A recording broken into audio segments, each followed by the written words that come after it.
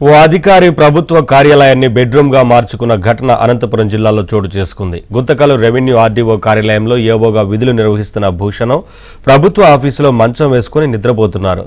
ఇందుకు ఆర్డీఓ శ్రీనివాసులు కూడా వత్తాసు పలకడంతో చర్చనీయాంశంగా మారింది. అంతటితో ఆగకుండా తన సొంత పనులను కూడా చేయించుకుంటున్నారని అక్కడ పనిచేసే మహిళా సిబ్బంది ఆవేదన వ్యక్తం చేస్తున్నారు. ఎవరికైనా చెబితే బదిలీ చేయిస్తానంటూ బెదిరిస్తున్నారని కాంట్రాక్ట్ ఉద్యోగులు ఆరోపిస్తున్నారు. ఈ ఘటనపై కలెక్టర్ చర్యలు తీసుకోవాలని ప్రజలు కోరుతున్నారు.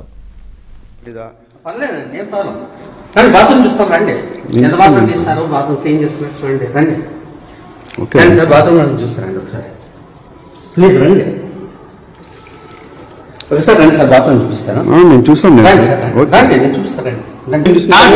తప్పకుండా మీరు మాట వీడియో చూపించడం లేదా మీరు అడగను మాట్లాడండి. అడుగు సార్ వీడియో చూపండి సార్ చెప్పగలను సార్ వీడియో పొద్దున్న చూపించండి